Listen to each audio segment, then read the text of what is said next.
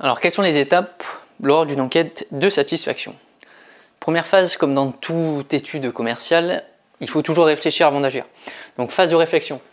Donc, on a d'abord une problématique, c'est-à-dire qu'on a par exemple une baisse de chiffre d'affaires et on cherche à comprendre pourquoi est-ce qu'on baisse de chiffre d'affaires. Il y a toujours une raison. Et des fois, c'est parce que y a des clients qui sont mécontents. Donc, grâce à une enquête de satisfaction, on va peut-être pouvoir savoir qu'est-ce qui ne va pas dans le magasin. Donc, on a forcément une problématique. Ça peut être aussi, comme problématique, on a envie de lancer une nouvelle gamme, mais on ne sait pas si ça va plaire. Donc, on va lancer une enquête de satisfaction pour évaluer la demande la demande potentielle, tout simplement. Donc, on a toujours une problématique de base. Ensuite, il va falloir demander justement les enjeux de l'enquête, c'est-à-dire quels sont les objectifs de l'enquête, quels sont les thèmes à aborder. Ça va être aussi quel est l'objectif en termes de nombre de questionnaires, d'où l'intérêt de réfléchir à la constitution de l'échantillon, donc quelle taille, est-ce que c'est un échantillonnage par quota, donc déterminer nos quotas, s'il faut les déterminer, ou est-ce que c'est complètement aléatoire.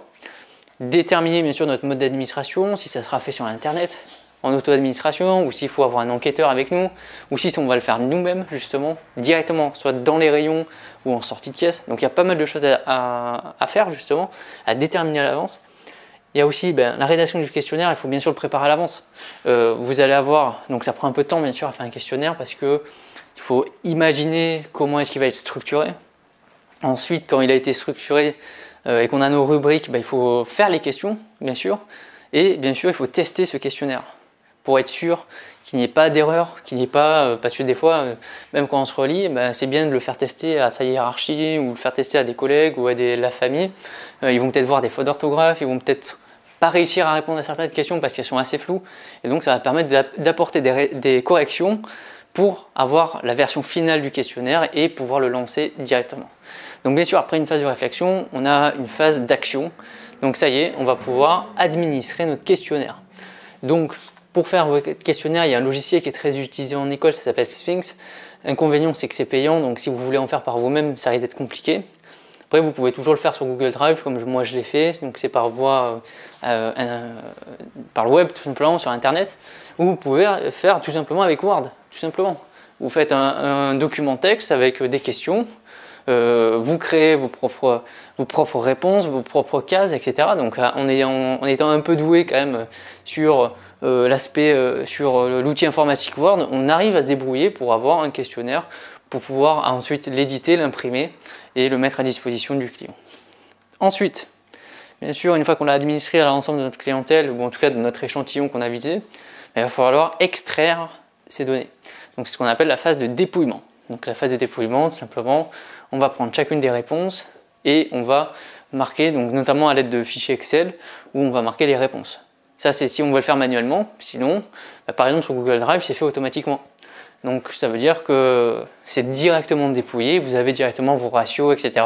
C'est pour ça que moi j'ai choisi Google Drive, parce que je n'avais pas envie de perdre du temps sur le dépouillement. Ensuite, une fois qu'on a dépouillé, qu'on a eu nos réponses, il va falloir analyser les réponses. Avec des réponses classiques, vous allez avoir, si vous avez fait une question dichotomique en oui ou non, vous allez avoir 60% sur oui par exemple et 40% sur non. Donc vous allez pouvoir mettre une petite phrase de conclusion, ces personnes-là préfèrent ça ou ils ne préfèrent pas justement. Et vous pouvez faire aussi des tris croisés, c'est-à-dire si vous mettez justement en début de questionnaire est-ce que vous êtes un homme et une femme, donc là vous allez avoir des réponses. Et est-ce que vous aimez ce type de rayon, oui ou non, vous allez avoir des réponses. Donc là, après, vous allez pouvoir faire un tri croisé, c'est-à-dire 60% des femmes ont répondu non et 40% ont répondu oui. Par contre, il y a eu 30% des hommes qui ont répondu non et 70% qui ont répondu oui. Donc on va croiser les questions et ça, c'est vraiment possible avec Sphinx notamment, qui est un logiciel spécialement prévu pour les enquêtes de satisfaction. Donc ensuite, voilà, on analyse les réponses et enfin, on rédige un rapport comme dans toute enquête commerciale ou étude commerciale, donc où bien sûr le rapport, on aura l'occasion justement de voir à la fin de ce module comment on rédige ce type de rapport.